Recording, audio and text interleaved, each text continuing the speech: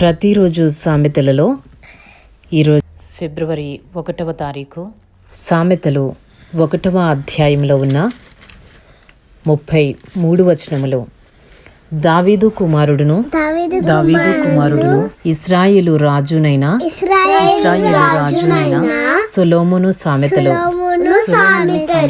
జ్ఞానమును ఉపదేశమును అభ్యసించుటకును వివేక సల్లాపములను గ్రహించుటకును నీతి న్యాయ యథార్థతలను అనుసరించుటయందు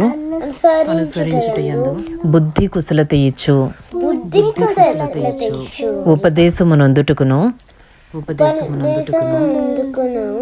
జ్ఞానము లేని వారికి బుద్ధి కలిగించుటకును యవనులకు తెలివియో వివేచనయో పుట్టించుటకును తగిన సామెతలు. జ్ఞానము గలవాడు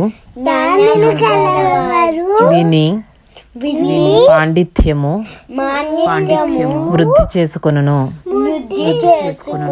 వివేకము గలవాడు ఆలకించి నీతి సూత్రములను సంపాదించుకొనును. వీటి చేత సామెతలను భావసూచక విషయములను జ్ఞానుల మాటలను వారు చెప్పిన గూఢ వాక్యములను జనులు గ్రహించుదురు.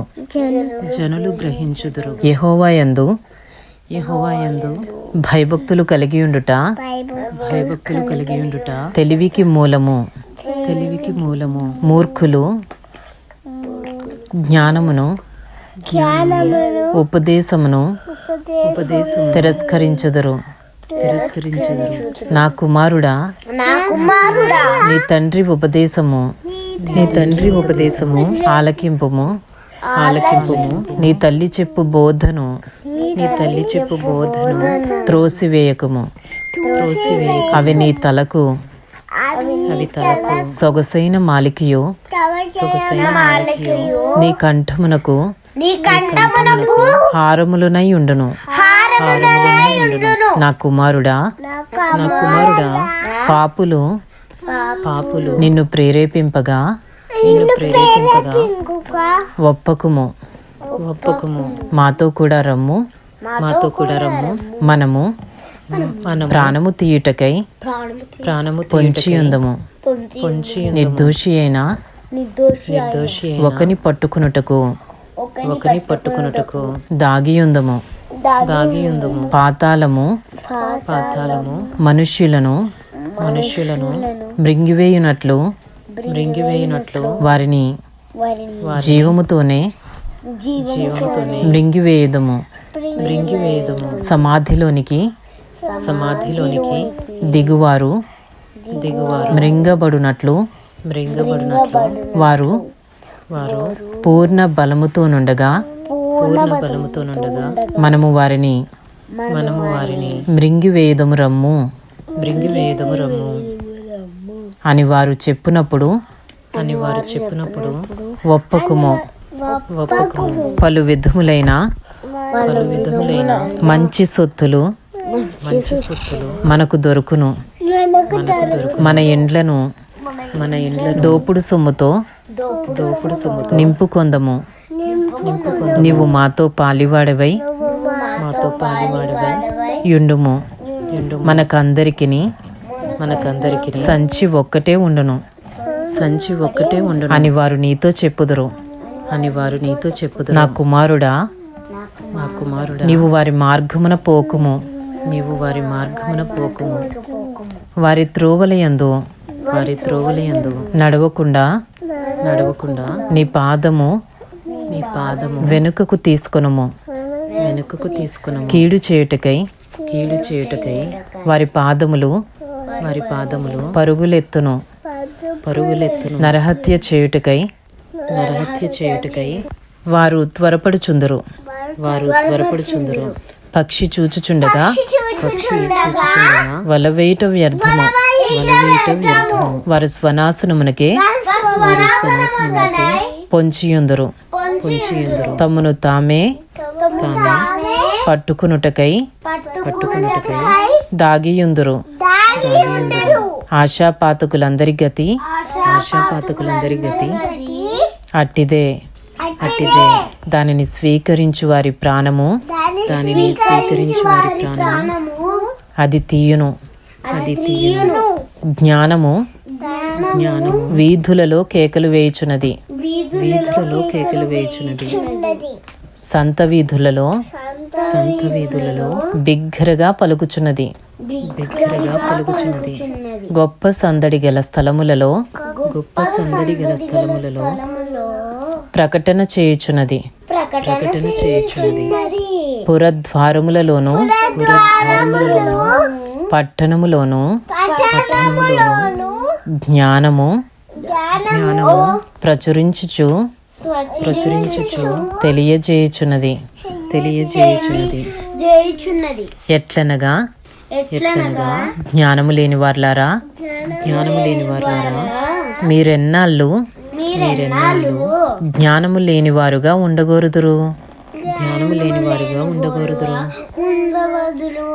అపహాసకులారా మీరెన్నాళ్ళు అపహాస్యము చేయుచు ఆనందింతురు. బుద్ధిహీనులారా మీరెన్నాళ్ళు జ్ఞానమును అసహించుకొందురు. నా గద్దింపు విని తిరుగుడి. ఆలకించుడి. నా ఆత్మను మీ మీద కుమ్మరించుదును. నా ఉపదేశమును మీకు తెలిపెదను. నేను పిలువగా మీరు వినకపోతిరి. నా చెయ్యి చాపగా ఎవరునూ లక్ష్య పెట్టకపోయిరి. నేను చెప్పిన బోధ ఏమియో మీరు వెనక త్రోసివేసితిరి. నేను గద్దింపగా లోబడకపోతిరి. కాబట్టి మీకు అపాయము కలుగునప్పుడు నేను నవ్వెదను. మీకు భయము వచ్చినప్పుడు నేను అపహాస్యము చేసేదను. భయము మీ మీదికి తుఫాను వలె వచ్చినప్పుడు సుడిగాలి వచ్చినట్లు మీకు అపాయము కలుగునప్పుడు మీకు కష్టమును దుఃఖమును ప్రాప్తించునప్పుడు నేను అపహాస్యము చేసేదను.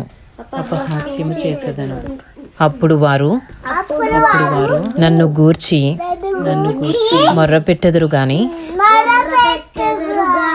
నేను ప్రత్యుత్తరం ఇయ్యకుందును. నన్ను శ్రద్ధగా వెదకెదరు గాని వారికి నేను కనబడకుందును. జ్ఞానము వారికి అసహ్యమాయను. యెహోవా యందు భయభక్తులు కలిగి ఉండుట వారికి ఇష్టము లేకపోయెను. నా ఆలోచన విననొల్లకపోయిరి. నా గద్దింపును వారు కేవలము తృణీకరించిరి. కాబట్టి వారు తమ ప్రవర్తనకు తగిన ఫలము తగిన ఫలము అనుభవించెదరు. తమకు వెక్కసమగు వరకు తమ ఆలోచనలను అనుసరించెదరు. జ్ఞానము లేనివారు దేవుని విసర్జించి నాశనమగుదురు. బుద్ధిహీనులు క్షేమము కలిగినదని మైమరచి నిర్మూలమగుదురు. నా ఉపదేశము అంగీకరించువాడు సురక్షితముగా నివసించును. వాడు కీడు వచ్చునన్న భయము లేక నెమ్మదిగా నుండును. ఇంతటితో సామెతలు 1వ అధ్యాయంలో ఉన్న 33 వచనములు పూర్తి చేయబడినవి.